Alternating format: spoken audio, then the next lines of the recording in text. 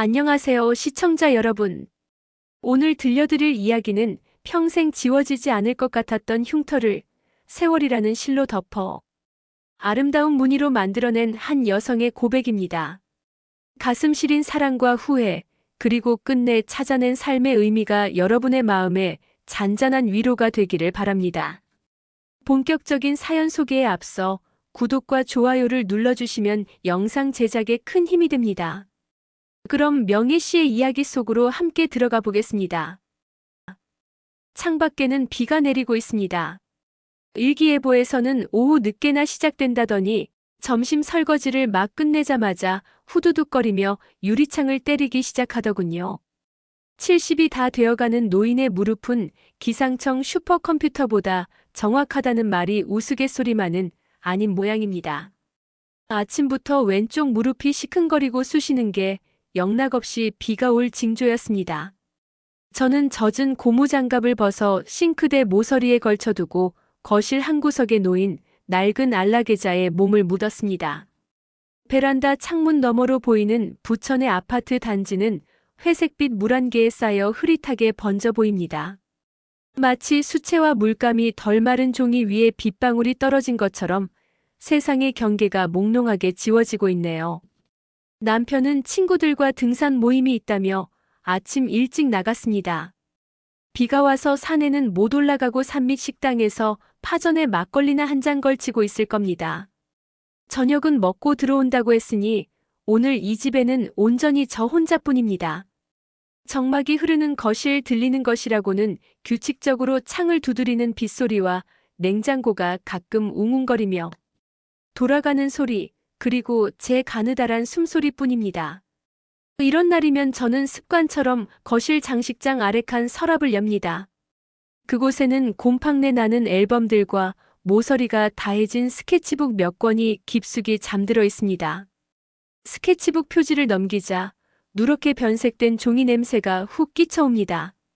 40년도 더 된 종이 냄새는 묘하게도 비 냄새와 닮았습니다. 눅눅하고 오래되었고 어딘가 서글픈 냄새 말입니다. 첫 장에는 연필로 거칠게 그린 앙상한 나무 한 그루가 있습니다. 잎사귀 하나 없이 비틀린 가지가 하늘을 향해 뻗어 있는 그림. 그림 아래 귀퉁이에는 1980년 겨울 서울에서라고 적혀 있네요. 제 글씨지만 참 낯섭니다. 그때 저는 이 비틀린 나무가 꼭 저 같다고 생각했었나 봅니다. 제 왼쪽 다리는 오른쪽보다 조금 가늘고 짧습니다. 아주 어릴 때 기억도 나지 않는 갓난아기 때 앓았던 열병이 남긴 흔적입니다. 사람들은 그걸 소아마비라고 불렀고 저는 그걸 천형처럼 안고 살았습니다. 지금이야 의학이 발달하고 인식이 좋아져서 장애가 큰 흠이 되지 않는 세상이라지만 제가 자라던 1960년대 시골 마을에서 다리를 전다는 건 그 자체로 죄인 낙인이 찍히는 일이었습니다. 아이들은 저를 보면 흉내를 내며 뒤를 졸졸 쫓아다녔습니다.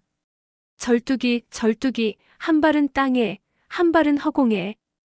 그 노래가 아직도 귓가에 쟁쟁합니다. 그럴 때마다 저는 입술을 피가 나도록 깨물며 땅만 보고 걸었습니다. 땅바닥에 흙먼지, 굴러다니는 돌멩이, 지식여진 풀포기. 그것들이 제 유일한 친구였습니다. 부모님은 제 다리를 고쳐보겠다고 백방으로 뛰어다니셨지만 가난한 살림에 용하다는 병원 한 번 제대로 가보지 못하고 약방에서 지어온 한약만 주구장창 먹이셨습니다. 그게 한이 되셨는지 어머니는 제가 10살 되던 해에 시름시름 앓다가 돌아가셨고 아버지마저 그 이듬해 겨울 공사판 사고로 세상을 떠나셨습니다. 졸지에 고아가 된 저는 읍내에 사는 큰아버지 댁에 맡겨졌습니다. 큰아버지는 엄격하고 무뚝뚝한 분이셨고 큰어머니는 글쎄요, 나쁜 분은 아니었지만 저를 짐스러워한다는 걸 굳이 숨기지 않으셨습니다. 아이고, 제 앞가림이나 제대로 할 수 있을런지. 멀쩡한 계집애도 시집 보내기 힘든 세상에 저 다리로 누굴 만나서 살림을 꾸리겠어. 큰어머니가 부엌에서 달그락거리며 혼잣말처럼 내뱉던 그 소리가 얇은 방문을 넘어 제 귀에 꽂힐 때마다 저는 이불 속에서 소리 없이 울었습니다. 그 말은 비수가 되어 어린 가슴에 박혔고 저는 점점 더 말수가 적고 어두운 아이로 자라났습니다. 큰 집에는 사촌 오빠와 언니가 있었지만 그들은 저를 투명 인간 취급했습니다. 밥상에 둘러앉아도 저에게는 말을 걸지 않았고 맛있는 반찬은 슬그머니 자기들 앞으로 끌어당겼습니다. 저는 눈칫밥을 먹으며 빨리 어른이 되기만을, 그래서 이 숨막히는 집을 탈출하기만을 기도했습니다. 제 유일한 도피처는 그림이었습니다. 학교 미술 시간에 처음 크레파스를 쥐었을 때 저는 전율을 느꼈습니다. 하얀 도화지 위에서는 내 다리가 절지 않았으니까요. 그곳에서는 나비가 되어 날 수도 있었고 튼튼한 다리를 가진 무용수가 되어 춤을 출 수도 있었습니다. 종이와 연필만 있으면 저는 왕이 되었고 세상의 주인이 되었습니다. 현실의 나는 구석방에 쭈그리고 앉아 눈치를 보는 천덕꾸러기였지만 그림 속의 나는 자유로웠습니다. 중학교 미술 선생님은 그런 제 그림을 유심히 보셨습니다. 명희야, 너는 관찰력이 참 좋구나. 남들이 보지 못하는 걸 보는 눈이 있어.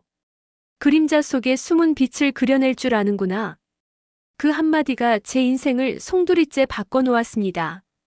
칭찬이라는 걸 평생 처음 들어본 아이처럼 저는 얼굴이 붉어져서 고개도 들지 못했지만 가슴속에서는 뜨거운 불덩이가 솟구쳤습니다. 그래, 그림이다. 내가 살 길은 그림밖에 없다. 그날부터 저는 미친 듯이 그렸습니다. 헌 달력 뒷면 다 쓴 공책의 빈 귀퉁이, 심지어는 흙바닥에도 나뭇가지로 그림을 그렸습니다. 큰어머니가 계집애 가 살림 배울 생각은 안 하고 쓸데없는 짓거리만 한다며 혀를 차도 들리지 않았습니다. 고등학교를 졸업하던 해 저는 큰 결심을 했습니다. 부모님이 남겨주신 쥐꼬리만 한 유산, 큰아버지가 관리해 주시던 그 돈을 달라고 요구했습니다. 서울로 가서 미술대학에 진학하겠다고 선언한 것입니다. 집안이 발칵 뒤집혔습니다. 큰아버지는 곰방대를 제 터리에 탕탕 두드리며 호통을 치셨습니다. 내가 제정신이냐? 그 몸으로 서울 가서 뭘 하겠다고? 그 돈은 내가 나중에 시집 갈 때 지참금으로 가져가거나 아니면 방 한 칸이라도 얻어서 혼자 살 미천이다. 환쟁이가 밥 먹여주는 줄 아냐? 큰어머니도 거들었습니다. 그래, 명희야. 내 큰아버지 말씀 들어라. 우리가 너 미워서 그러는 거 아니잖니?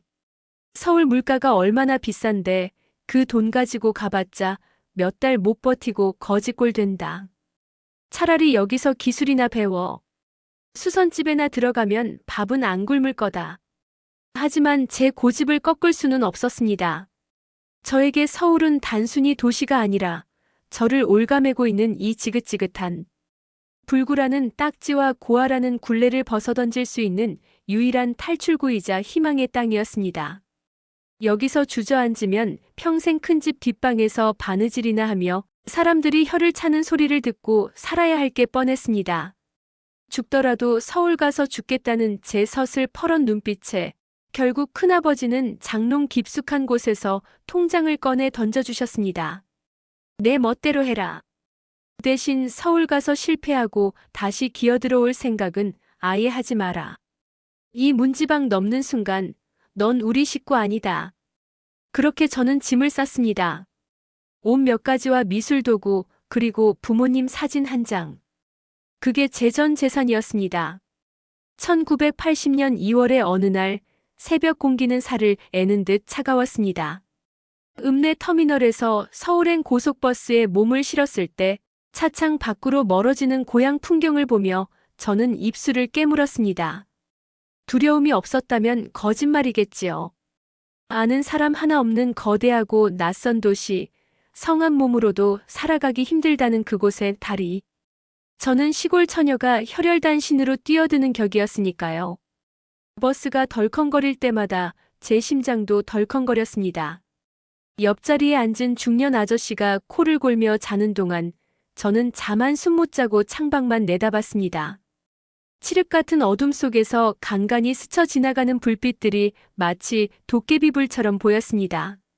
서울 터미널에 도착했을 때 저는 그 압도적인 인파에 숨이 막히는 줄 알았습니다. 사람들, 끝도 없는 사람들. 그들은 모두 바빠 보였고, 모두 화려해 보였고, 무엇보다 모두 다리가 튼튼해 보였습니다. 저처럼 절뚝거리는 사람은 아무도 없는 것 같았습니다. 거대한 파도처럼 밀려오는 군중 속에서 저는 마치 떠내려가는 작은 나뭇잎이 된 기분이었습니다. 사람들의 시선이 제 다리에 꽂히는 것 같아 자꾸만 움츠러들었습니다. 하지만 저는 고개를 들었습니다. 아니야, 나는 그림을 그리러 온 거야.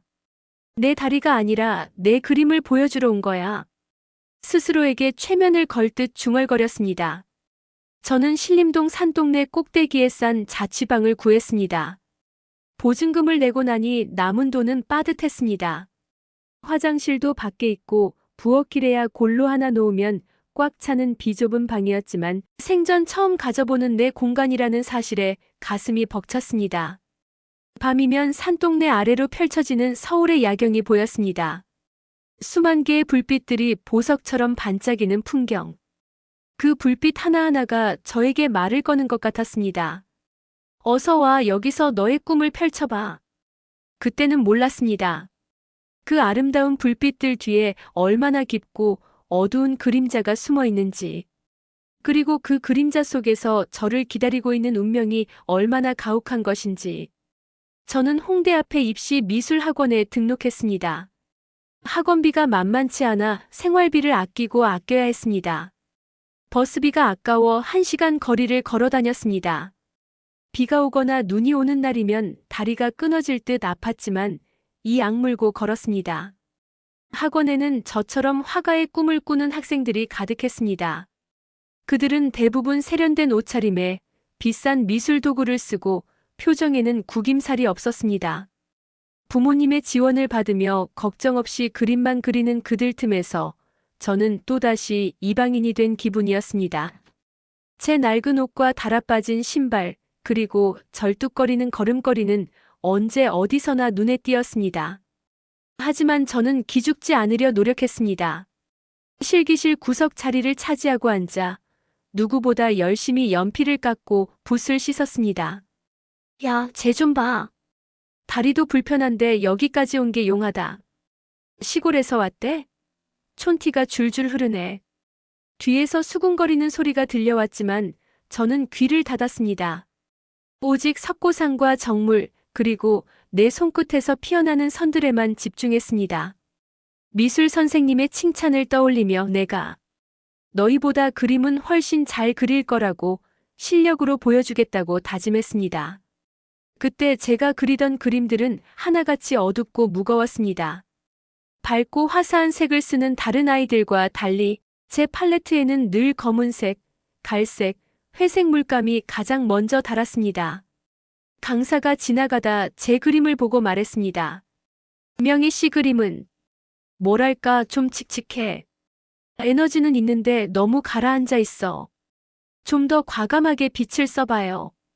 저는 그 말이 섭섭했습니다. 내 눈에는 세상이 그렇게 보이는 걸 어쩌란 말인가. 내 세상은 언제나 잿빛이었고 그 속에서 희미하게 비치는 빛을 찾아 헤매는 것이 내 삶이었으니까요. 그러던 어느 날이었습니다. 늦은 밤까지 학원에 남아 그림을 그리다 막차를 놓치고 터덜터덜 집으로 걸어가던 길이었습니다. 배는 고프고 다리는 퉁퉁 부어 감각이 없을 지경이었습니다. 골목 어귀에 있는 작은 카페, 보헤미안이라는 간판이 눈에 들어왔습니다. 평소에는 비싼 커피값이 무서워 쳐다보지도 않던 곳이었지만 그날따라 그 안에서 흘러나오는 클래식 음악 소리가 저를 잡아끌었습니다. 홀린 듯 문을 열고 들어갔습니다. 담배 연기가 자욱하고 낡은 소파들이 놓인 어두침침한 실내. 구석자리에 앉아 가장 싼 커피 한 잔을 시켰습니다. 그리고 그곳에서 그를 처음 보았습니다. 그는 카운터 옆에 비스듬히 기대서서 담배를 피우고 있었습니다. 헝클어진 머리카락, 낡은 가죽 재킷, 그리고 세상 모든 권태를 다 짊어진 듯한 나른한 눈빛. 그때 그는 누군가와 이야기를 나누고 있었는데 목소리가 참 좋았습니다. 낮고 부드러우면서도 어딘가 울림이 있는 목소리. 나중에 알고 보니 연극배우 지망생이라고 하더군요. 그가 고개를 돌려 저와 눈이 마주쳤을 때 저는 심장이 덜컥 내려앉는 것 같았습니다. 잘생긴 얼굴이었습니다. 하지만 단순히 잘생겼다는 말로는 표현이 안 되는 뭔가 위험하고도 매혹적인 분위기가 풍겼습니다. 그는 저를 보며 씩 웃었습니다. 한쪽 입꼬리만 살짝 올리는 그 웃음. 그건 비웃음 같기도 했고 호기심 같기도 했습니다. 새로운 손님이네. 그림 그리는 아가씨인가 봐요. 손에 물감이 잔뜩 묻었네. 그가 제 테이블로 다가와 말을 걸었을 때 저는 컵을 쥔 손을 부들부들 떨었습니다. 남자가, 그것도 이렇게 근사한 남자가 저에게 말을 건 것은 난생 처음이었으니까요.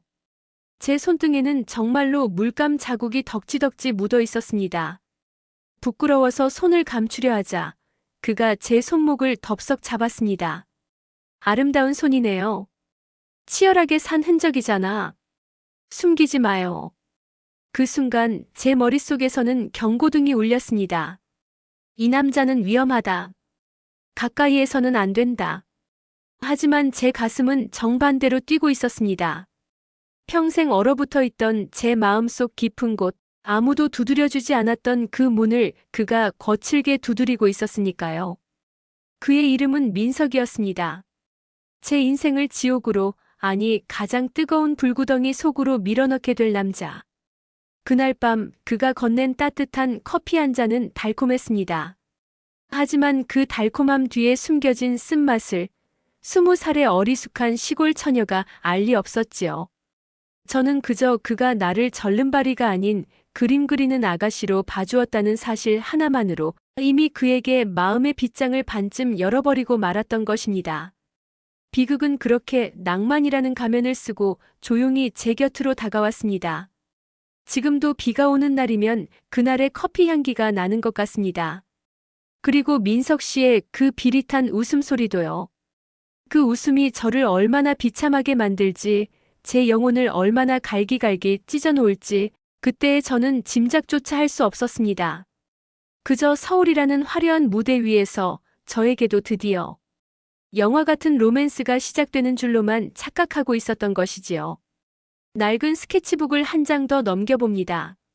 거기에는 1980년 봄 민석 씨의 얼굴을 그린 크로키가 있습니다. 날카로운 턱선, 우수에 찬 눈빛. 그림 속의 그는 여전히 젊고 아름답습니다. 하지만 이제 저는 압니다. 저 아름다운 얼굴 뒤에 얼마나 차가운 칼날이 숨겨져 있었는지를요. 여러분은 인생을 송두리째 걸고 싶을 만큼 뜨거웠던, 하지만 결국은 나를 태워버리고 만 사랑을 해본 적이 있으신가요? 이제부터 제가 들려드릴 이야기는 바로 그 불장난 같았던 날들의 기록입니다. 그날 밤 이후 제 일상은 완전히 뒤틀리기 시작했습니다.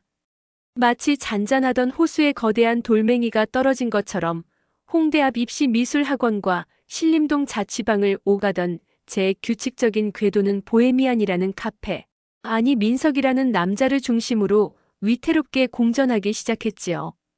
학원이 끝나면 붓을 씻기 무섭게 카페로 달려갔습니다. 물감이 덜 마른 앞치마를 가방에 구겨넣고 혹여나 그가 없을까봐, 그 사이 다른 여자와 이야기를 나누고 있을까봐 불편한 다리를 이끌고 숨이 턱까지 차오르도록 걸었습니다. 카페 문을 열 때 딸랑거리는 종소리가 들리면 카운터 안쪽에 있던 그가 고개를 들어 저를 보았습니다. 왔어? 오늘은 좀 늦었네. 그 무심한 한마디가 저에게는 천상의 아리아처럼 들렸습니다. 하루 종일 석고상을 노려보며 쌓였던 피로가 그 목소리 하나에 눈 녹듯 사라졌으니까요. 저는 늘 구석자리에 앉아 그가 일하는 모습을 훔쳐보았습니다. 그는 서빙을 하다가도 틈만 나면 대본을 외우거나 손님들과 농담 따먹기를 했습니다. 그는 자신을 웨이터가 아니라 잠시 무대를 쉬고 있는 배우라고 소개했습니다. 명희야, 여기 이 좁은 카페는 내 무대가 아니야. 나는 곧 대학로로 갈 거야. 거기서 햄릿도 하고 오델로도 할 거야.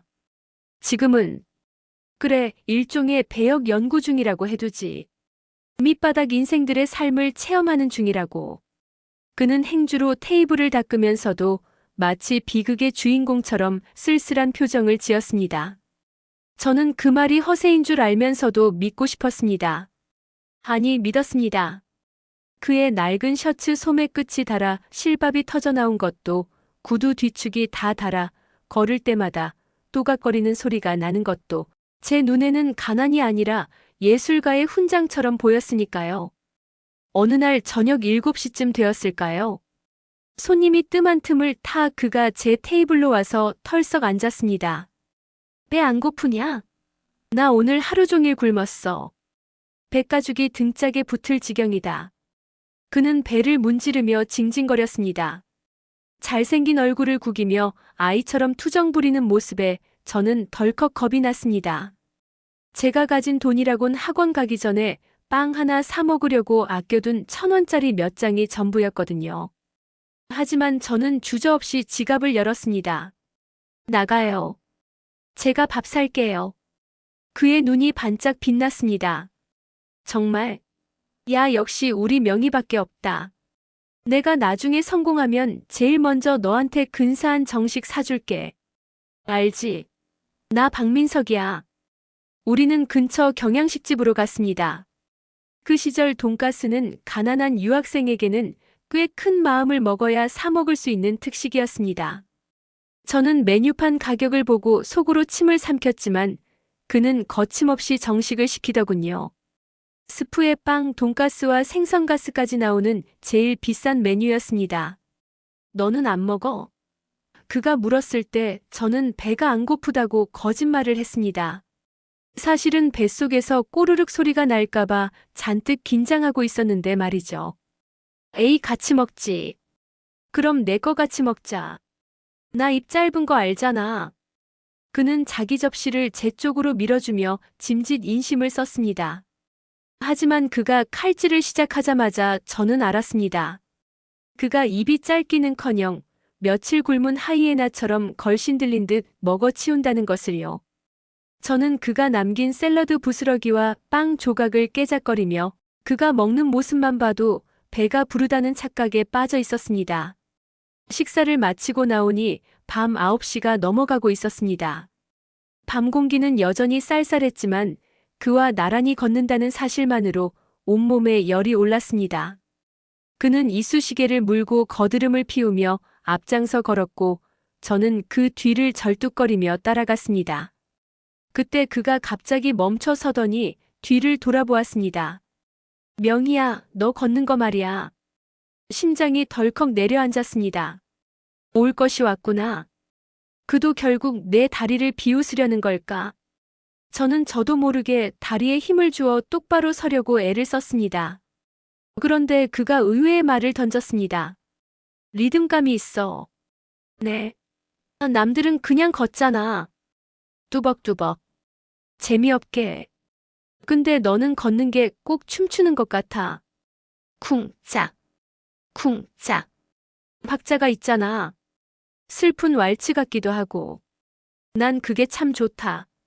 예술하는 애라 그런가 걷는 것도 평범하지가 않네. 그는 진지한 표정으로 제 눈을 들여다보며 말했습니다. 그 순간 저는 머릿속이 하얘지는 것 같았습니다. 평생 나를 괴롭혀온 이 저주받은 걸음걸이를 누군가가 리듬이라고 춤이라고 말해준 건 처음이었습니다.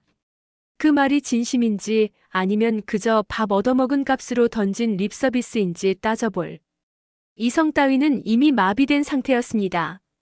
저는 그 말이 너무 고마워서 그리고 너무 슬퍼서 길 한복판에서 울음을 터뜨릴 뻔했습니다. 아, 이 남자는 나의 아픔까지도 사랑해줄 수 있는 사람이구나. 나의 가장 부끄러운 부분까지도 아름답게 봐주는 사람이구나. 그것이 얼마나 치명적인 오해였는지 그때는 몰랐습니다. 그는 제 상처를 어루만져준 것이 아니라 제 상처를 교묘하게 포장해서 저를 자신의 굴레 속에 가두기 시작한 것이었습니다. 너는 특별해라는 말은 곧 너 같은 애를 이해해줄 사람은 나밖에 없어라는 암시였으니까요. 그날 이후 저는 그에게 완전히 헌신하기 시작했습니다. 학원비로 써야 할 돈이 야금야금 그의 술값과 담배값으로 들어갔습니다. 명희야, 내가 이번 오디션만 붙으면. 알지? 명희야, 대본 제본해야 하는데 지갑을 두고 왔네. 10,000원만 빌려주라. 그의 요구는 점점 뻔뻔해졌고 횟수도 잦아졌습니다. 처음에는 고마워하는 척이라도 하더니 나중에는 당연한 듯 손을 내밀었습니다. 저는 큰아버지가 주신 통장의 잔고가 줄어드는 것을 보며 불안에 떨었지만 그가 실망할까봐, 그가 나를 떠날까봐 거절하지 못했습니다. 그래, 이건 투자가. 민석 씨는 재능이 있으니까 언젠가 성공할 거야. 그때가 되면 내가 그를 뒷바라지했다는 걸 알아주겠지. 스스로를 속이고 또 속였습니다. 제 그림은 점점 엉망이 되어갔습니다. 캠퍼스 앞에 앉아 있어도 머릿속에는 온통 민석 생각뿐이었습니다. 지금쯤 일어났을까? 밥은 먹었을까? 오늘은 기분이 좀 괜찮을까? 학원. 강사는 제 그림을 보며 혀를 찼습니다. 명희 씨, 요즘 왜 이래? 선이 다 무너졌잖아. 집중 안 해? 이러다 대학은커녕 전문대도 못 가. 선생님의 호통도 귀에 들어오지 않았습니다. 대학이 문제인가요? 제 인생에 운명 같은 사랑이 찾아왔는데. 저는 붓을 던져두고 학원을 뛰쳐나가 그가 있는 곳으로 달려갔습니다. 어느 날 오후 4시, 그가 저를 자신의 자취방으로 초대했습니다.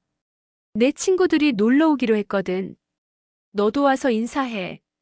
내 여자친구라고 소개할게. 내 여자친구. 그 한마디에 저는 뛸 듯이 기뻤습니다.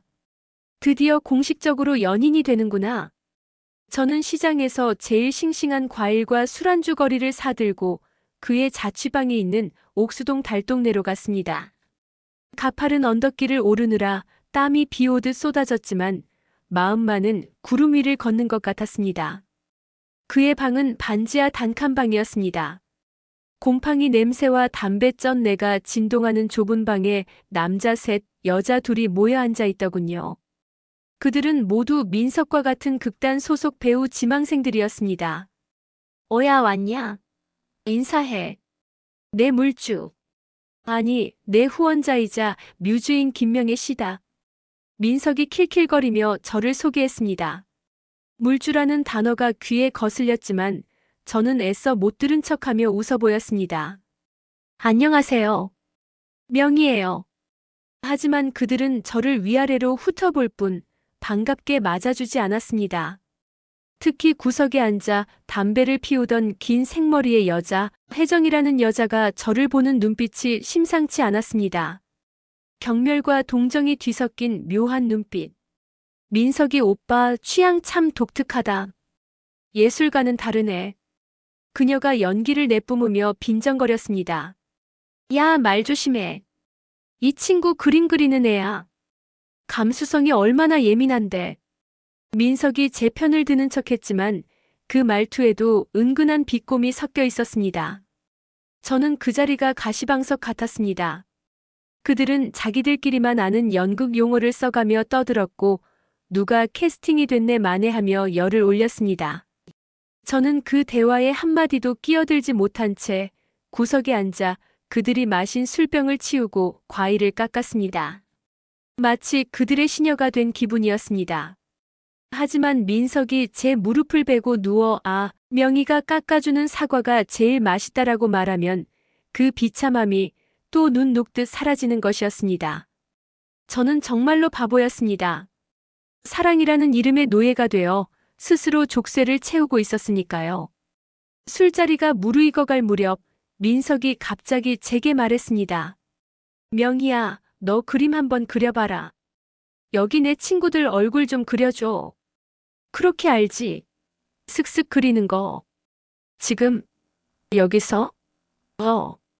보여줘봐. 내 실력 좀 보자. 친구들의 시선이 일제히 저에게 쏠렸습니다. 저는 거절하고 싶었지만 민석의 길을 살려줘야 한다는 생각에 가방에서 스케치북과 목탄을 꺼냈습니다. 술에 취해 붉어진 얼굴들, 흐트러진 자세들. 저는 떨리는 손으로 그들의 모습을 종이에 옮겼습니다. 혜정의 도도한 눈매, 민석의 친구인 철수의 굵은 콧선. 한참을 그려서 보여주자 그들이 웅성거렸습니다. 오, 제법인데?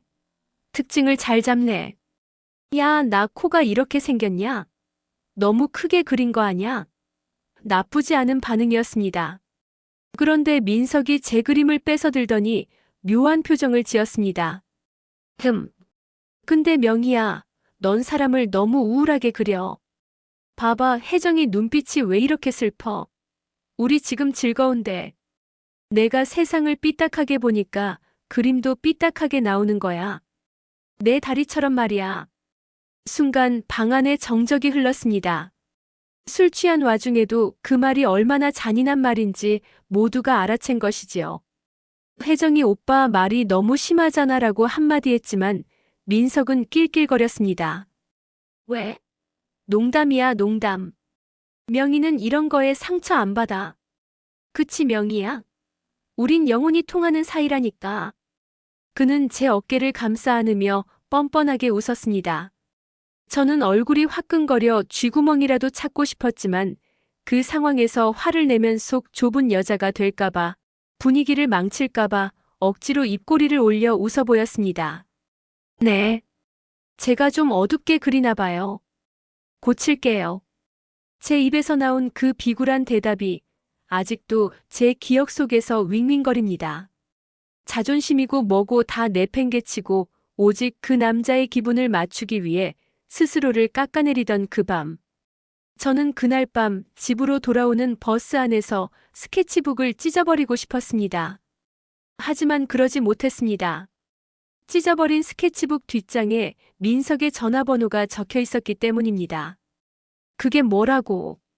그 숫자 몇 개가 뭐라고 내 자존심보다 더 소중하게 끌어안고 있었던 걸까요? 계절이 바뀌어 여름이 되었습니다.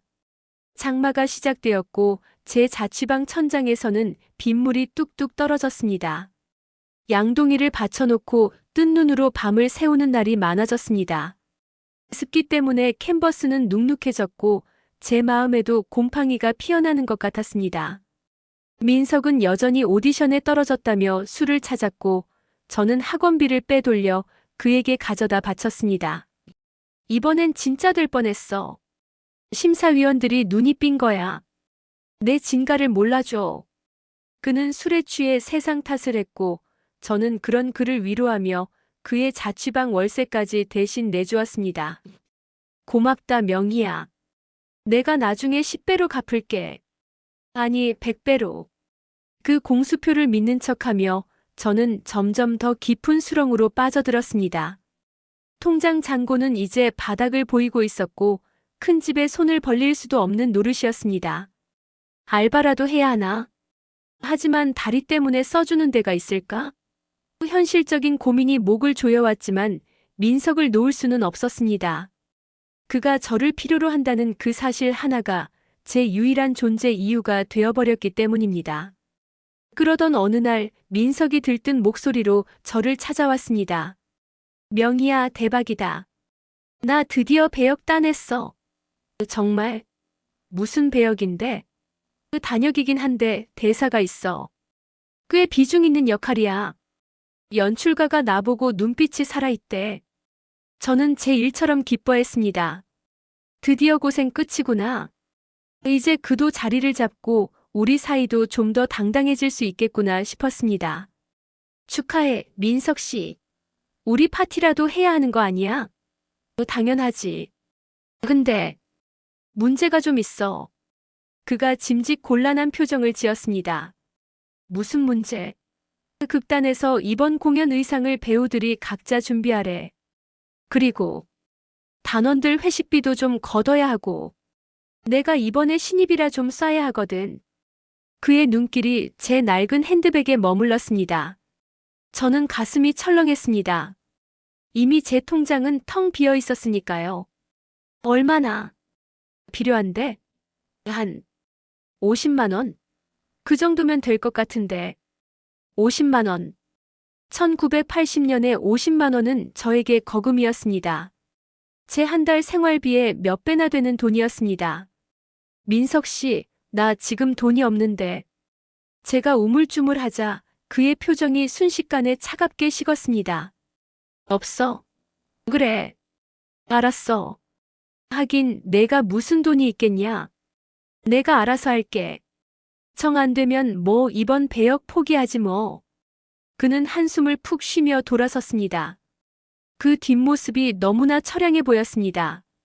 그리고 저를 원망하는 듯한 그 축 처진 어깨가 제 가슴을 후벼 팠습니다. 잠깐만. 저는 그를 불러 세웠습니다. 내가 어떻게든 구해볼게. 며칠만 기다려줘. 그가 다시 돌아보며 환하게 웃었습니다. 진짜? 역시 우리 명희밖에 없다. 너 진짜 천사야, 천사. 그는 저를 와락 껴안았습니다. 그 품 안에서 저는 안도감과 동시에 끔찍한 불안감을 느꼈습니다. 도대체 어디서 그 돈을 구한단 말입니까? 저는 다음 날부터 미친 듯이 일자리를 찾아다녔습니다. 식당 설거지, 봉제 공장 시작, 인형 눈 붙이기. 다리가 불편해도 할 수 있는 일이라면 뭐든지 하겠다고 매달렸습니다. 결국 구로공단의 한봉제 공장에 야간 작업 보조로 들어갔습니다. 밤새도록 미싱 돌아가는 소리를 들으며 실밥을 뜯고 바닥을 청소했습니다. 먼지 구덩이 속에서 기침을 해대며 졸린 눈을 비비며 생각했습니다. 이건 민석 씨를 위한 거야. 그의 꿈을 위한 거야. 하지만 속마음 한구석에서는 다른 목소리가 들려왔습니다. 아니야, 이건 너를 위한 거야. 그가 떠나지 않게 붙잡아두기 위한 뇌물이야.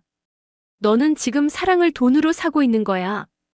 일주일 만에 가불까지 받아서 50만 원을 만들었습니다. 손가락 끝은 바늘에 찔려 엉망이 되었고 다리는 퉁퉁 부어 신발이 들어가지 않을 정도였지만 돈 봉투를 쥐고 그에게 달려갔습니다. 민석 씨 여기. 그는 봉투를 받아들고 내용을 확인하더니 입이 귀에 걸렸습니다. 와, 명희야. 너 진짜 능력 좋다. 이걸 어떻게 구했어? 그냥 좀 아르바이트 했어. 제 손을 숨기며 말했습니다. 그는 제 손 따위는 관심도 없다는 듯 봉투를 주머니에 쑤셔 넣었습니다. 고맙다. 내가 이번 공연 초대권 나오면 제일 좋은 자리로 줄게. 너 꼭 와야 해. 그는 제 볼에 가볍게 입을 맞추고는 바람처럼 사라졌습니다. 극단 연습에 늦었다면서요. 저는 그 자리에 멍하니 서서 그가 사라진 골목길을 바라보았습니다. 허무했습니다. 하지만 그 허무함조차 사랑이라고 믿고 싶었습니다. 내가 이만큼 희생했으니 그는 내 진심을 알 거라고. 언젠가는 나를 세상에서 제일 귀하게 여겨줄 거라고. 그 믿음 하나로 버텼습니다. 하지만 그 공연 초대권은 영영 제 손에 들어오지 않았습니다. 공연이 시작되기 며칠 전부터 민석은 연락이 잘 되지 않았습니다. 삐삐를 쳐도 답이 없고 자취방에 찾아가도 불이 꺼져 있었습니다. 불안한 마음에 극단 연습실 근처를 서성거렸습니다. 혹시 무슨 일이 생긴 건 아닐까, 아프기라도 한 건 아닐까 걱정이 되어서요. 그리고 보았습니다. 연습실 건물 뒷골목 가로등 아래에서 민석이 어떤 여자와 서 있는 것을요. 그 여자는 제가 민석의 자취방에서 봤던 그 혜정이었습니다. 민석은 제가 준 돈으로 산 것 같은 새 옷을 입고 있었고 혜정의 어깨에 팔을 두르고 있었습니다. 오빠, 이번 옷 진짜 잘 어울린다. 근데 그 돈 다 어디서 났어? 그 절뚝이 언니가 줬어. 혜정의 까르르거리는 목소리가 밤 공기를 타고 선명하게 들려왔습니다. 저는 숨을 멈췄습니다. 민석의 대답을 기다리면서요. 제발 아니라고 해줘. 그냥 빌린 거라고, 고마운 친구라고 해줘. 하지만 민석은 킬킬거렸습니다. 야, 말도 마라. 걔가 나한테 환장을 하잖아. 내가 좀만 징징거리면 다 퍼줘. 불쌍한 애야. 애정 결핍이지 뭐. 다리도 병신인데 마음도 병신인 거지. 아, 오빠 말 너무 심하다. 그래도 돈 주는데 고맙지 않아? 고맙긴. 내가 걔 구제해주고 있는 거야. 나 같은 남자가 만나주니까 걔가 사는 맛이라도 있는 거지. 안 그래? 하늘이 무너진다는 말이 무슨 뜻인지 그때 알았습니다. 다리에 힘이 풀려 그 자리에 주저앉고 말았습니다. 아스팔트 바닥의 차가운 기운이 엉덩이를 타고 온몸으로 퍼져나갔습니다. 손에 들고 있던 그를 위해 싸온 도시락통이 바닥으로 굴러떨어지며 요란한 소리를 냈습니다. 누구야? 민석과 혜정이 소리난 쪽을 돌아보았습니다. 저는 도망쳐야 한다고 생각했습니다. 이 비참한 꼴을 들키고 싶지 않았습니다. 하지만 다리가 말을 듣지 않았습니다. 평소보다 더 무겁게 천근만근이 되어 바닥에 들러붙은 것 같았습니다. 민석이 다가왔습니다. 가로등 불빛 아래 드러난 제 얼굴을 보고 그는 잠시 당황하는 듯 했지만 이내 표정을 싹 바꾸더군요. 명희야. 여긴 웬일이야? 그 뻔뻔한 얼굴. 조금 전까지 나를 병신이라고 비웃던 그 입으로 아무렇지 않게 내 이름을 부르는 그 모습에 저는 구역질이 났습니다. 하지만 여러분, 더 기가 막힌 건 뭔지 아세요? 그 상황에서도 저는 화를 내지 못했습니다. 따귀를 때리고 욕을 퍼부어도 시원찮을 판에 저는 눈물만 뚝뚝 흘리며 그를 올려다보았습니다. 왜냐하면 무서웠거든요. 여기서 화를 내면 그가 정말로 나를 버릴까봐. 그나마 구제해준다는 그 얄팍한 관계마저 끊어질까봐. 제 자존감은 이미 바닥을 뚫고 지하 깊은 곳까지 추락해 있었던 겁니다. 민석은 그런 저를 일으켜 세우며 혜정에게 눈짓을 했습니다. 혜정은 묘한 웃음을 지으며 먼저 자리를 떴고 민석은 제 어깨를 툭툭 털어주며 말했습니다. 야, 오해하지 마. 그냥 농담한 거야, 농담. 우리 배우들은 원래 말이 좀 거칠잖아. 너 주려고 내가 티켓 챙겨놨는데 왜 연락도 없이 왔어? 그 뻔한 거짓말에 저는 또다시 속아주는 척 고개를 끄덕였습니다. 응. 농담인 거 알아. 민석 씨가 그럴 리 없지. 제 입에서 나온 그 말이 비수가 되어 제 심장을 찔렀습니다. 나는 나를 죽이고 있었습니다. 사랑이라는 이름으로 나는 나를 철저하게 짓밟고 있었던 것입니다. 그날 밤 골목길 가로등 아래에서 그가 혜정과 나누던 대화를 엿들은 후 저는 죽은 사람처럼 지냈습니다. 병신이라 불쌍해서 만나준다던 그 잔인한 말은 마치 녹슨 모처럼 제 가슴 한가운데 박혀서 뺄 수도 없고 놔두면 골마 들어가는 고통을 주었습니다. 하지만 여러분, 정말로 기가 막힌 것은 제가 그를 먼저 떠나지 못했다는 사실입니다. 사람 마음이라는 게 참 간사하고도 미련하더군요. 그토록 모욕적인 말을 듣고도 그가 농담이었다며 뻔뻔하게 내미는 손을 뿌리치지 못했습니다. 오히려 그가 나를 정말로 떠나버릴까봐 그 얇디 얇은 거짓말이라도 붙잡고 매달렸습니다. 저는 자존심도 영혼도 없는 껍데기나 다름없었습니다. 그러나 그 위태로운 줄타기도 오래가지 못했습니다. 가을이 깊어가던 어느 날 민석 씨는 증발하듯 사라졌습니다. 연락이 두절된 지 사흘째 되던 날 저는 불안한 마음을 안고 그의 옥수동 자취방을 찾아갔습니다. 문은 잠겨 있었고 창틈으로 들여다본 방 안은 텅 비어 있었습니다. 옷가지도 대본들도 늘 방바닥에 굴러다니던 빈 술병들도 모두 사라지고 없었습니다. 주인 아주머니가 혀를 차며 나오시더군요. 아가씨 또 왔네. 그 총각 이사 갔어. 방세 밀린 거 같지도 않고 밤에 야반도주했어. 어떤 여자가 와서 짐 싸는 거 도와주던데. 머리 길고 눈꼬리 싹 올라간 여자. 혜정이었습니다. 그는 결국 그녀와 함께 떠난 것이었습니다. 저에게는 작별 인사 한마디 없이, 아니 돈 좀 구해달라는 마지막 부탁조차 없이 그렇게 흔적도 없이 사라져버렸습니다. 그 순간 제가 느낀 감정이 무엇이었는지 아십니까? 분노였을까요? 배신감이었을까요? 아닙니다. 믿기 힘들겠지만 그것은 안도감이었습니다. 이제 끝났구나. 더 이상 돈을 구하러 다니지 않아도 되는구나. 더 이상 그 사람 눈치를 보며 마음 졸이지 않아도 되는구나. 지옥 같았던 희망 고문이 끝났다는 사실에 다리가 풀려 그 자리에 주저앉아 엉엉.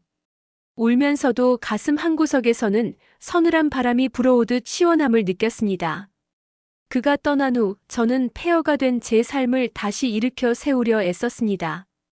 텅 빈 통장을 다시 채우기 위해 닥치는 대로 아르바이트를 했습니다. 봉제 공장 일도 계속했고 주말에는 식당 서빙도 했습니다. 다리가 아파 밤마다 끙끙 앓으면서도 몸이 고단하니 차라리 잡생각이 나지 않아 좋았습니다. 그림도 다시 그리기 시작했습니다. 하지만 예전처럼 열정적이지는 못했습니다. 캠퍼스 앞에 앉으면 자꾸만 민석 씨의 얼굴이 어른거렸으니까요. 붓끝이 갈 길을 잃고 머뭇거릴 때마다 저는 입술을 깨물며 저 자신을 다그쳤습니다. 잊어라. 김명희, 제발 정신 차려. 그 사람은 널 사랑한 게 아니야. 널 이용했을 뿐이야. 그 무렵 제 잿빛 인생에 작은 빛 같은 친구가 한 명 생겼습니다. 미술학원에서 같이 그림을 그리던 진숙이라는 친구였습니다. 진숙이는 저와는 정반대였습니다. 부유한 집안에서 구김살 없이 자란 막내딸이었고 얼굴도 예쁘고 성격도 활달해서 주변에 늘 사람이 끊이지 않았습니다. 무엇보다 그녀는 튼튼하고 곧은 두 다리를 가지고 있었습니다. 처음에 저는 그녀를 멀리했습니다. 저와는 다른 세상 사람이라고 생각했으니까요. 하지만 진숙이는 제 곁을 맴돌며 살갑게 굴었습니다. 명희 언니 그림은 묘한 매력이 있어. 깊이가 있달까? 나한테 좀 가르쳐줘. 그녀는 제 도시락 반찬을 뺏어 먹기도 하고 비 오는 날에는 우산을 씌워주며 제 속도에 맞춰 천천히 걸어주기도 했습니다. 언니 다리 아프지? 우리 저기 벤치에서 좀 쉬었다 가자. 그녀는 제 다리를 힐끔거리거나 동정하지 않았습니다. 그저 친구로서 저를 배려해 주었습니다. 민석 씨가 리듬감이 있다며 비꼬던 제 걸음걸이를 진숙이는 아무 말 없이 기다려 주었습니다. 저는 서서히 마음을 열었습니다. 민석 씨가 떠난 빈자리를 진숙이와의 우정이 채워주기 시작했습니다. 우리는 떡볶이를 사 먹으며 수다를 떨고 미래에 대해 이야기했습니다. 언니는 나중에 어떤 화가가 되고 싶어? 글쎄. 나는 그냥 사람들의 외로움을 그려주는 화가가 되고 싶어. 오, 멋있다. 나는 나중에 화가보다는 그냥 좋은 남자 만나서 현모양처 되는 게 꿈인데. 헤헤. 그렇게 평범하고 소소한 행복을 되찾아가고 있었습니다. 의대로 시간이 흐르면 언젠가는 그 지독했던 첫사랑의 상처도 아물 것이라 믿었습니다. 하지만 운명은 저를 그렇게 쉽게 놓아주지 않았습니다. 민석 씨가 떠난 지 정확히 1년이 지나고 찬바람이 불기 시작하던 초겨울의 어느 날이었습니다. 자취방으로 돌아오는 골목 어귀에 누군가가 웅크리고 앉아 있었습니다. 낡은 신문지를 덮고 덜덜 떨고 있는 노숙자 같았습니다. 무시하고 지나치려는데 익숙한 기침 소리가 들렸습니다. 콜록콜록. 제 발걸음이 본능적으로 멈췄습니다. 설마. 조심스럽게 다가가 신문지를 들춰보았습니다. 그리고 저는 소스라치게 놀라 뒷걸음질 쳤습니다. 거기에는 1년 전 그 화려하고 자신만만하던 박민석은 없었습니다. 퀭한 눈, 덥수룩한 수염대에 쩐 옷까지. 영락없는 거지의 꼴을 한 남자가 저를 올려다보고 있었습니다. 명희야. 갈라진 목소리로 그가 제 이름을 불렀습니다. 그 순간 도망쳤어야 했습니다. 눈 딱 감고 경찰을 부르거나 모른 척하고 대문 안으로 뛰어들어갔어야 했습니다. 하지만 제 저주받은 다리는 또다시 바닥에 들러붙어 움직이지 않았습니다. 너, 이게 무슨 꼴이야? 배고파. 명희야, 밥 좀 줘. 그는 자존심도 없는지 제 바지가랑이를 잡고 애원했습니다. 나중에 들은 바로는 그는 혜정과 함께 지방으로 내려가 극단을 차리겠다고 했으나 혜정이 그가 가진 돈을 몽땅 들고 도박판에서 날린 뒤 다른 남자와 도망갔다고 했습니다. 빈털터리가 된 그는 서울로 기어 올라왔지만 갈 곳이 없어 며칠째 굶었다고 했습니다. 내가 갈 데가 너밖에 없더라. 명희야, 내가 잘못했어. 그때 내가 미쳤었나 봐. 너만 한 여자가 없는데. 그는 밥 한 공기를 개걸스럽게 비우고 나서 눈물을 흘리며 제 손을 잡았습니다. 나 다시 받아주면 안 될까? 내가 평생 속죄하면서 살게. 내 다리가 되어줄게. 응. 여러분 욕하셔도 좋습니다. 저를 멍청이라고 손가락질 하셔도 할 말이 없습니다. 저는 그를 다시 받아주었습니다. 그의 눈물이 거짓인 줄 알면서도 그가 갈 곳 없어. 찾아온 피난처가 하필이면 만만한 저라는 걸 알면서도 저는 그를 내치지 못했습니다. 아니, 어쩌면 저는 그의 몰락을 즐겼는지도 모릅니다. 그토록 잘나고 오만하던 남자가 내 앞에서 무릎 꿇고 밥을 구걸하는 모습에서 비틀린 우월감을 느꼈던 것일지도 모릅니다. 봐, 결국 넌 나 없으면 안 되잖아. 그런 생각 말이죠. 저는 그에게 제 좁은 자취방의 한 구석을 내주었습니다. 그리고 다시 그의 밥을 해먹이고 옷을 빨아입히며 그를 사육하기 시작했습니다. 하지만 속죄하겠다던 그의 말은 배가 부르자 금세 자취를 감췄습니다. 건강을 회복하고 때깔이 좋아지자 민석 씨는 다시 예전의 그 오만한 태도로 돌아갔습니다. 야, 반찬이 이게 뭐냐? 고기 좀 없냐? 방이 너무 좁아서 답답해 죽겠다. 냄새도 나고. 그는 하루 종일 방구석에 누워 텔레비전을 보거나 만화책을 뒤적거렸고 제가 벌어온 돈으로 담배를 피워댔습니다. 제가 그림을 그리려고 붓을 들면 옆에서 빈정거리며 집중을 방해했습니다. 그림 그려서 돈이 나오냐, 쌀이 나오냐? 그럴 시간에 나가서 돈이나 더 벌어오지. 저는 화가 치밀었지만 꾹 참았습니다. 그를 내쫓으면 그가 다시 길거리로 나앉을 거라는 생각, 그리고 그가 내 곁에 있다는 그 기묘한 안정감 때문에요. 사랑이 아니라 집착이었고 연민이 아니라 자기 파괴였습니다. 그러던 어느 주말이었습니다. 진숙이가 제 자취방에 놀러 왔습니다. 언니, 김치 좀 가져왔어. 엄마가 언니 갖다 주래. 저는 당황했습니다. 민석 씨가 있다는 걸 진숙이에게 숨기고 있었거든요. 부끄러웠으니까요. 쓰레기 같은 남자를 다시 받아줬다는 걸 들키고 싶지 않았습니다. 하지만 좁은 단칸방에서 그를 숨길 수는 없었습니다.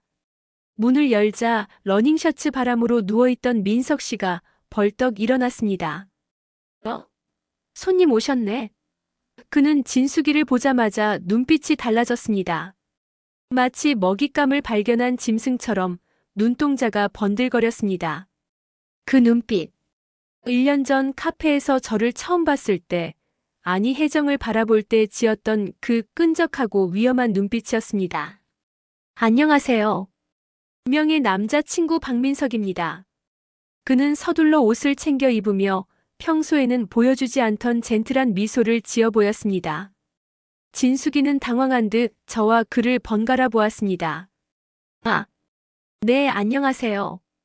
언니 남자친구 있었어? 그냥 그렇게 됐어. 저는 얼굴이 화끈거려 고개를 들 수가 없었습니다. 그날 이후 민석 씨는 달라졌습니다. 저에게 갑자기 친절하게 굴기 시작한 겁니다. 명희야, 친구 언제 또 안 놀러와? 맛있는 거라도 좀 해주자. 진숙 씨라고 했나? 그 친구 성격 참 좋아 보이더라. 너한테 잘해주는 거 보니까 나도 고맙네. 그는 교묘하게 진숙이 이야기를 꺼냈습니다. 진숙이가 다니는 학원은 어디인지, 집은 어디인지, 좋아하는 건 무엇인지. 저를 위하는 척하며 진숙이에 대한 정보를 캐물었습니다. 저는 불안했습니다. 여자의 직감이라는 게 있잖아요. 이 남자가 지금 딴 마음을 먹고 있다는 게 본능적으로 느껴졌습니다. 민석 씨, 진숙이한테 관심 꺼. 내 친구야. 건드리지 마. 제가 정색하며 말하자 그는 펄쩍 뛰었습니다. 야, 사람을 뭘로 보고 그래? 내가 내 친구한테 흑심이라도 품었다는 거야? 너 진짜 자격지심 쩐다. 친구끼리 잘 지내면 좋은 거지. 넌 왜 그렇게 매사가 삐딱하냐? 그는 오히려 저를 의부중 환자로 몰아세웠습니다. 내가 그러니까 사람들이 널 피하는 거야. 진숙 씨가 너 불쌍해서 놀아주는 건 줄도 모르고. 그 말에 저는 입을 다물었습니다. 또다시 불쌍해서라는 말이 제 목구멍을 틀어막았으니까요. 하지만 제 불길한 예감은 틀리지 않았습니다. 며칠 뒤 학원에서 진숙이를 만났는데 그녀의 표정이 평소와 달랐습니다. 뭔가 들떠 보이고 뺨은 발그레했습니다. 언니, 나 요즘 고민 상담해주는 사람이 생겼어. 누구? 남자야? 응. 그냥 우연히 알게 된 오빠인데 말이 진짜 잘 통해. 내 그림도 이해해주고 내가 뭘 고민하는지 딱딱 알아맞혀. 운명인가 봐. 그녀가 수줍게 웃으며 말하는 순간 제 등줄기로 식은땀이 흘러내렸습니다. 말이 잘 통한다. 그림을 이해해준다. 민석 씨가 저를 꼬실 때 썼던 수법과 똑같았습니다. 그 사람, 뭐 하는 사람인데? 연극 배우래. 지금은 잠시 쉬면서 작품 구상 중이라는데 목소리가 진짜 좋아. 하늘이 노래지는 것 같았습니다. 민석 씨였습니다. 그가 언제 어떻게 진숙이에게 접근했는지 알 수 없었지만 그는 제 뒤에서 제 가장 친한 친구에게 마술을 뻗치고 있었던 겁니다. 저는 진숙이의 손을 꽉 잡았습니다. 진숙아, 그 사람 만나지 마. 위험해. 응? 왜? 언니 그 사람 알아? 저는 입술이 떨려 말이 나오지 않았습니다. 그 사람 내 동거남이야. 나 등쳐먹고 도망갔다가 다시 기어들어온 쓰레기야. 이 말이 목구멍까지 차올랐지만 차마 내뱉을 수가 없었습니다. 그 말을 하는 순간 제 비참한 바닥이 진숙이에게 만천하에 드러날 테니까요. 그 좁은 자취방에서 그를 먹여 살리고 있다는 사실을 들키는 게 죽기보다 싫었습니다. 그냥 연극 배우들 다 바람둥이야. 믿지 마. 고작 그런 변명밖에 할 수 없었습니다. 진숙이는 갸우뚱하며 제 손을 놓았습니다. 에이, 언니도 참. 사람은 겪어봐야 아는 거지. 그리고 이 오빠는 달라. 나한테 얼마나 진지한데. 저는 그날 밤 집으로 돌아와 민석 씨를 추궁했습니다. 너 진숙이 만나지. 당장 그만둬. 그러자 그가 씩 웃더군요. 왜? 질투하냐? 웃긴다 너. 우리가 뭐 결혼한 사이라도 돼. 내가 누구를 만나든 내가 무슨 상관이야. 밥이나 차려. 그는 더 이상 숨길 생각도 없어 보였습니다. 그리고 말이야, 솔직히 말해서 진숙 씨랑 너랑 비교가 되냐? 걘 다리도 멀쩡하고 집도 잘 살고 무엇보다 너처럼 칙칙하지가 않잖아. 그는 제 가슴에 확인 사살을 했습니다. 내가 너한테 얹혀 산다고 내 취향까지 썩은 줄 아냐? 나 박민석이야. 내가 마음만 먹으면 진숙이 같은 애 꼬시는 건 식은 죽 먹기라고. 저는 그 자리에서 부엌칼이라도 들고 싶었습니다. 하지만 저는 그러지 못했습니다. 대신 제 낡은 지갑을 꺼내 그에게 던졌습니다. 나가. 당장 나가. 내 집에서 나가. 소리를 지르며 울부짖었습니다. 그는 지갑을 주워들더니 콧방귀를 뀌었습니다. 안 그래도 나가려고 했어. 진숙 씨가 작업실 구했다고 거기로 오라더라. 넌 진짜 끝까지 구질구질하다. 그는 짐도 챙기지 않고 제 지갑에 있던 돈만 쏙 빼서 나갔습니다. 현관문이 쾅 닫히는 소리와 함께 제 세상도 완전히 닫혀버렸습니다. 그 밤 저는 진숙이에게 전화를 걸었습니다. 신호음이 길게 갔지만 받지 않았습니다. 한 번, 두 번, 10번. 새벽녘이 되어서야 수화기 너머로 진숙이의 목소리가 들렸습니다. 잠긴 목소리가 아니라 들뜬 목소리였습니다. 그리고 그 뒤로 민석 씨의 낮은 웃음소리가 희미하게 들려왔습니다. 여보세요? 언니, 왜 자꾸 전화해? 나 지금 바빠. 나중에 통화해. 뚝. 전화가 끊겼습니다. 저는 수화기를 든 채 멍하니 앉아 있었습니다. 창밖에는 40년 전 그날처럼 비가 내리고 있었습니다. 빗소리가 제 심장을 두드리는 소리처럼 크게 들렸습니다. 사랑도 잃었고 우정도 잃었고 돈도 잃었고 자존심도 잃었습니다. 저에게 남은 것은 아무것도 없었습니다. 거울 속에 비친 저는 다리만 저는 게 아니라 영혼까지 불구가 된 괴물이었습니다. 저는 비틀거리며 일어났습니다. 그리고 서랍 깊숙한 곳에서 수면제를 꺼냈습니다. 끝내자. 이 지긋지긋한 굴레를 이제 그만 벗어버리자. 24살의 김명희는 그렇게 생의 마지막을 결심하고 한강으로 향했습니다. 하지만 여러분, 가장 깊은 어둠 속에서 생각지도 못한 빛이 저를 기다리고 있을 줄은 그때는 정말 몰랐습니다. 1981년의 늦가을, 서울의 밤거리는 유난히도 스산했습니다. 자취방을 뛰쳐나와 무작정 걷기 시작했을 때 제 주머니에는 약국에서 산 수면제 2통과 소주 1병이 들어 있었습니다. 달그락. 걸음을 옮길 때마다 약통끼리 부딪히는 소리가 마치 저승사자의 방울 소리처럼 제 귓가를 맴돌았습니다. 제 왼쪽 다리는 이미 한계를 넘어 비명을 지르고 있었습니다. 평소 같으면 잠시 쉬었다 가자고 때를 썼을 다리였지만 그날은 통증조차 느껴지지 않았습니다. 육체의 고통보다 마음이 찢겨나가는 고통이 너무나 컸기에 제 몸뚱이 하나 망가지는 것쯤은 아무런 문제도 되지 않았으니까요. 마포대교 위는 바람이 거셌습니다. 강바람이 젖은 머리카락을 헝클어뜨리고 얇은 점퍼 사이로 파고들어 살을 애는 듯 했습니다. 난간 아래로 검은 강물이 넘실거리는 것이 보였습니다.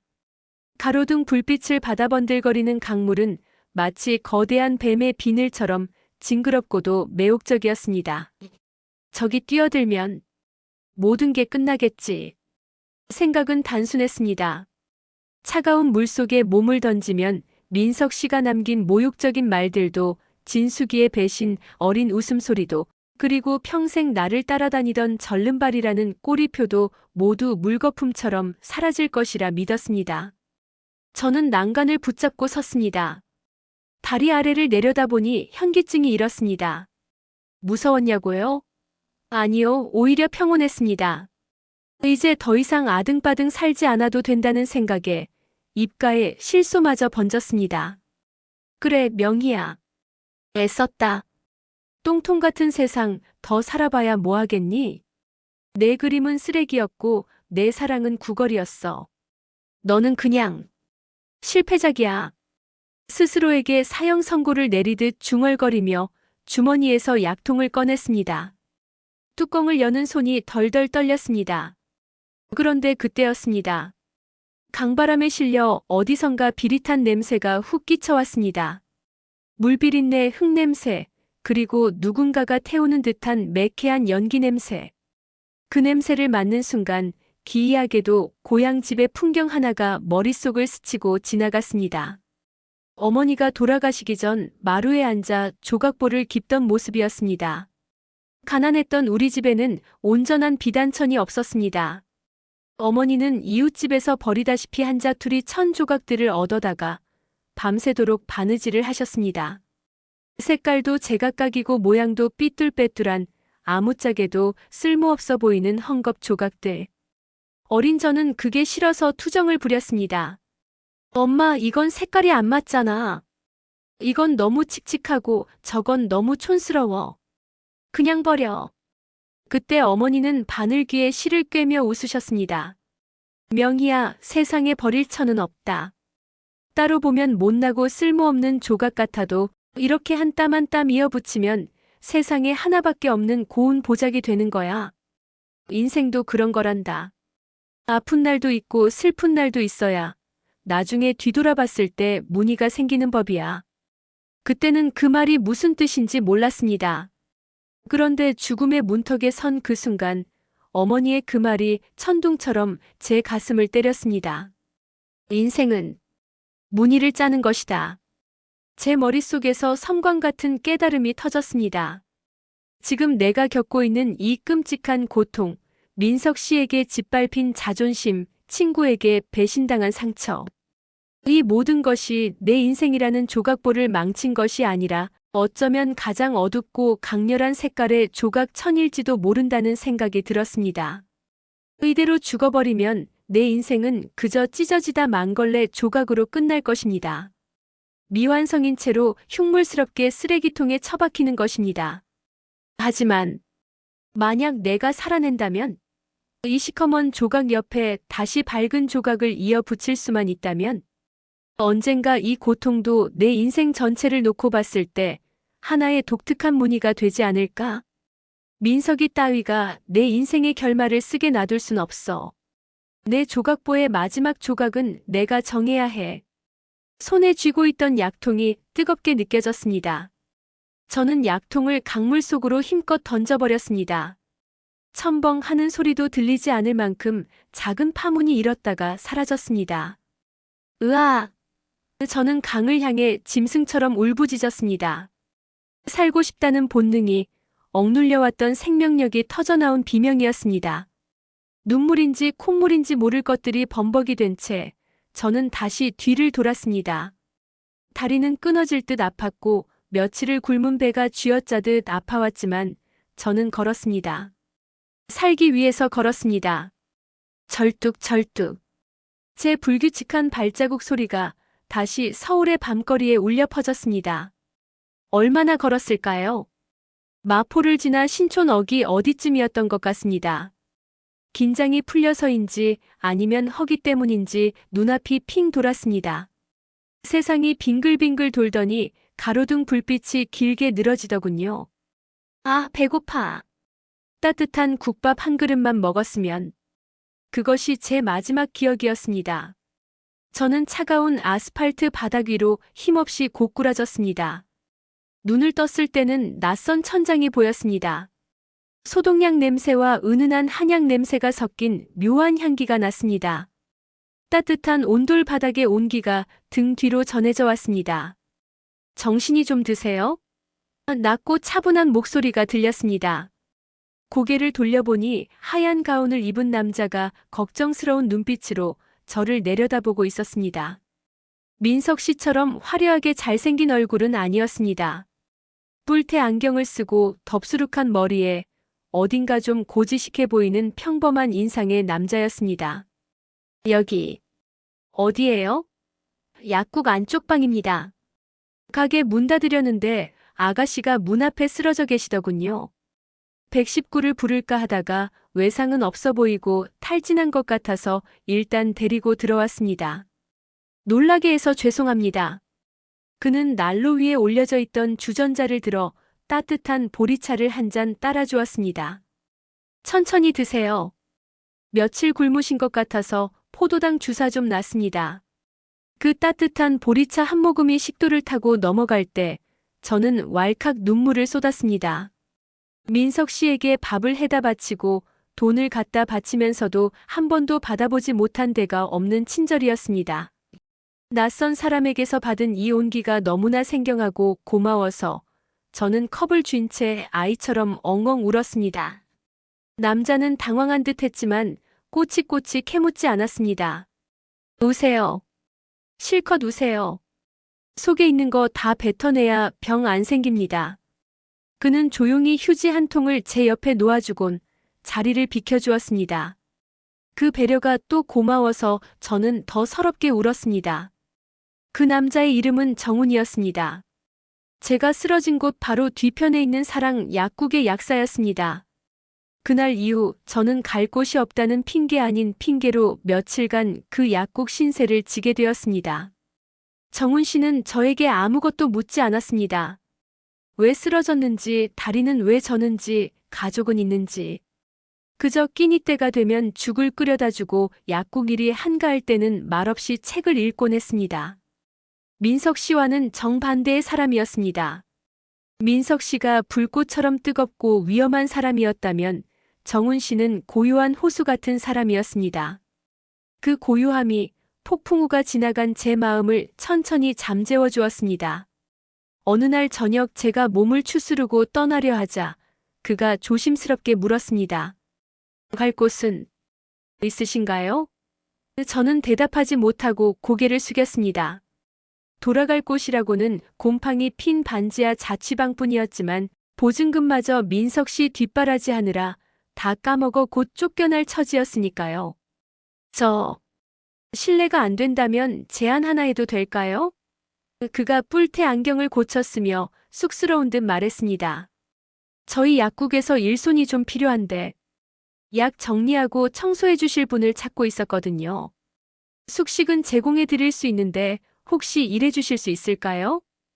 그건 명백한 거짓말이었습니다. 그 작은 동네 약국에 무슨 직원이 필요하겠습니까? 그것도 다리 불편한 직원이요. 그건 오갈 데 없는 저를 위한 그만의 서투른 배려였습니다.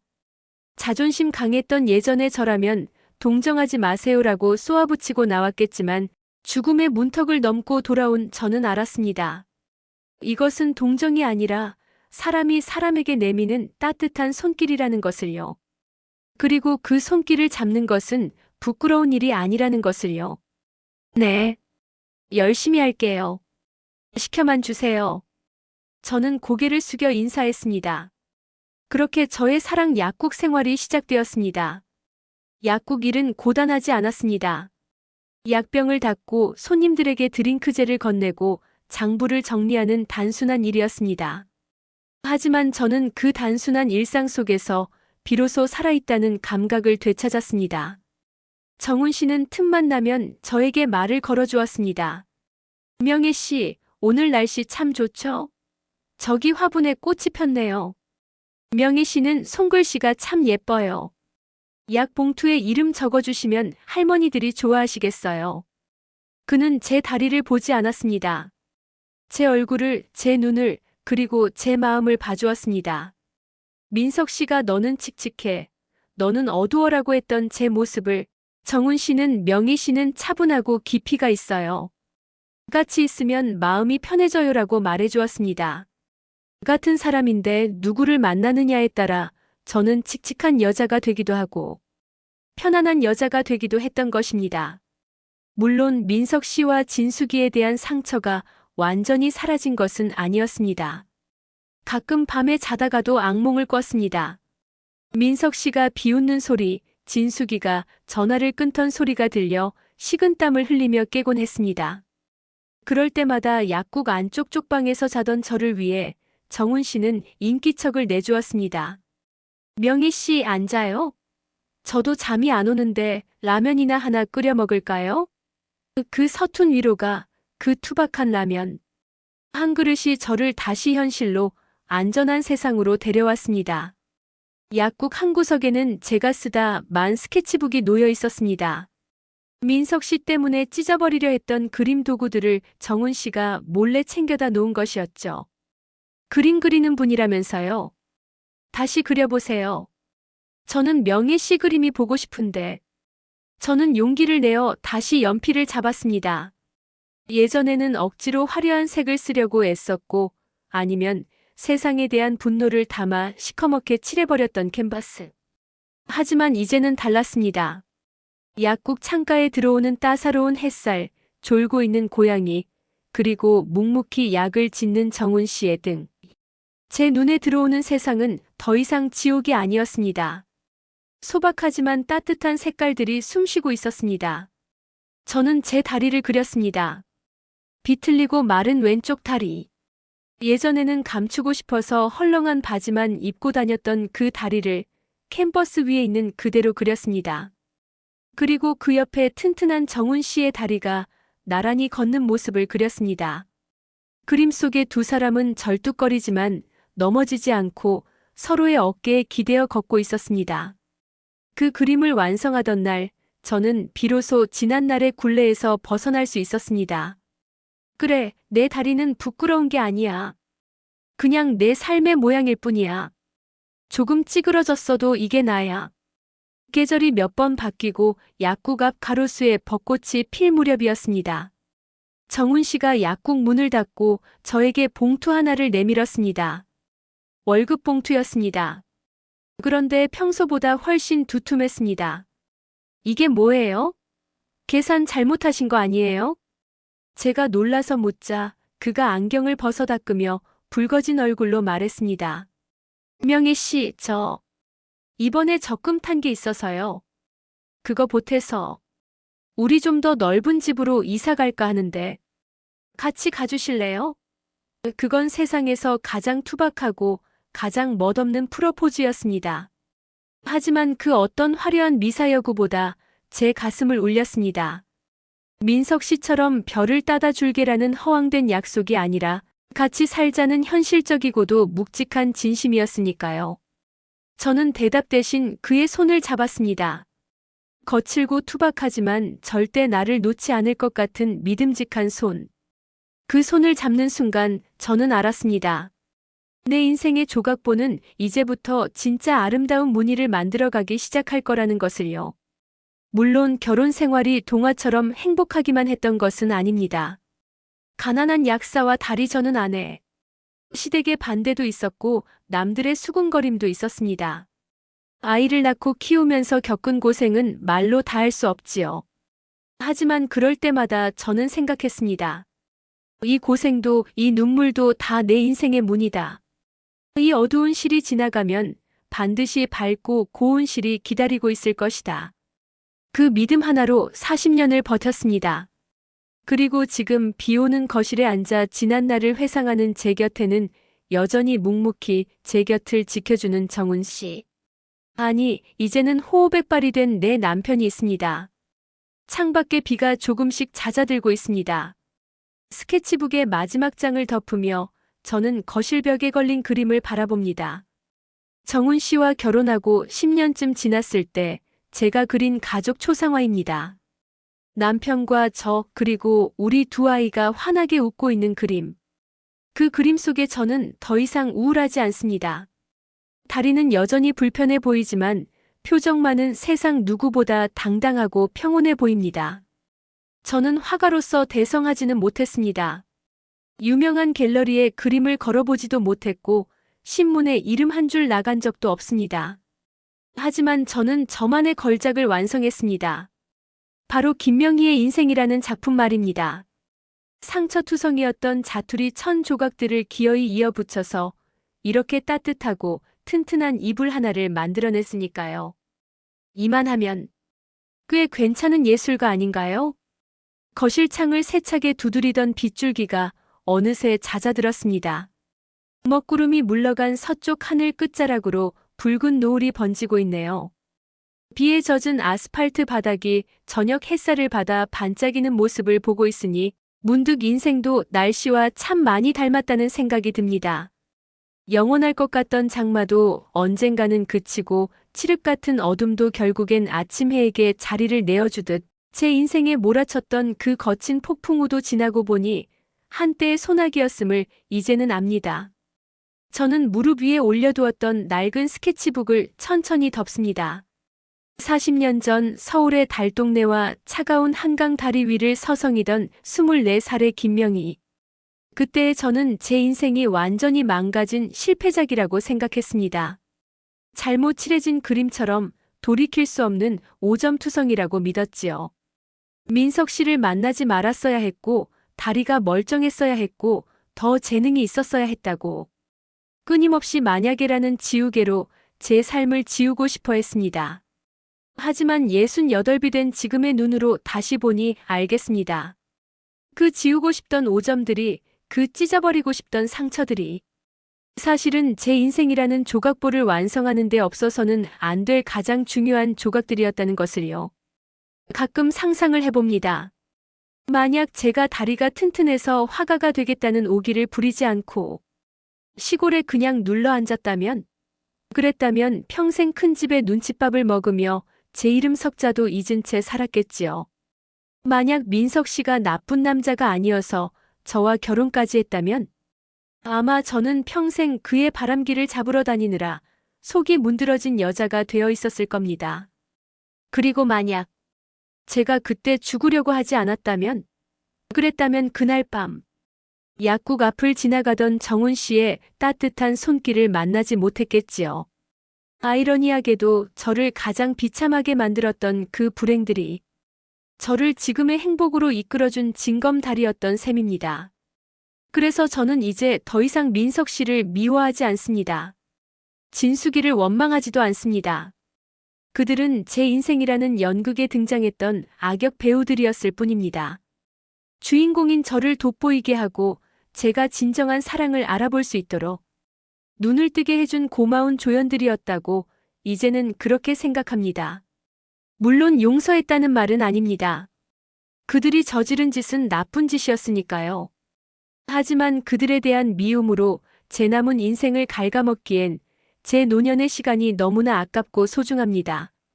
그저 그런 사람도 있었지 하고 덤덤하게 넘길 수 있는 것. 그것이 세월이 제게 준 선물이겠지요. 약사 남편 정훈 씨와 산지 40년이 넘었습니다. 우리는 부자가 되지도 못했고 남들이 부러워할 만한 명예를 얻지도 못했습니다. 약국은 대형 병원들이 들어서면서 문을 닫았고 지금은 그저 연금과 자식들이 보내주는 용돈으로 소소하게 살아가는 평범한 노부부입니다. 하지만 저는 지금의 제 삶이 제가 젊은 시절 그토록 갈망했던 그 어떤 예술 작품보다 아름답다고 자부합니다. 남편은 여전히 무뚝뚝하지만 제 다리가 아픈 날이면 말없이 파스를 사다 붙여줍니다. 무리하지 말라니까. 설거지는 내가 한다고 했잖아. 투덜거리는 그 목소리에 섞인 투박한 사랑을 저는 압니다. 두 아이는 건강하게 자라 제 몫을 다하며 살고 있고 명절이면 손주 녀석들이 찾아와 할머니 할머니 하며 제 품에 안깁니다. 제가 그린 그림은 미술관에 걸리지 못했지만 그 대신 우리 집 냉장고 문에, 거실 벽에, 그리고 가족들의 마음속에 걸려 있습니다. 이보다 더 훌륭한 전시회가 어디 있겠습니까? 시청자 여러분, 특히 저와 같은 시대를 살아오신 50대, 60대, 70대 여러분. 혹시 지난날에 대한 후회로 밤잠을 설치고 계시지는 않나요? 그때 그 땅을 샀어야 했는데, 그때 그 사람을 잡았어야 했는데, 자식 교육을 더 잘 시켰어야 했는데, 수많은 회한이 가슴을 짓누를 때가 있으실 겁니다. 하지만 부디 자신을 탓하지 마세요. 여러분은 그 시절, 그 상황에서 최선을 다해 살아내셨습니다. 비록 우리가 원했던 완벽한 그림은 아닐지라도 우리가 온몸으로 부딪히며 엮어온 이 인생의 무늬는 세상 그 무엇과도 바꿀 수 없는 유일한 것입니다. 찌그러졌으면 찌그러진 대로, 색이 바랬으면 바랜 대로, 그 자체로 고유하고 아름다운 당신만의 역사입니다. 저희 어머니가 말씀하셨던 조각보처럼 말입니다. 검은 천이 들어가야 흰 천이 더 희게 보이고 거친 천이 섞여야 비단 천이 더 고와 보이는 법입니다. 여러분의 주름살 하나하나는 고생의 흔적이 아니라 치열하게 살아남았다는 승리의 훈장입니다.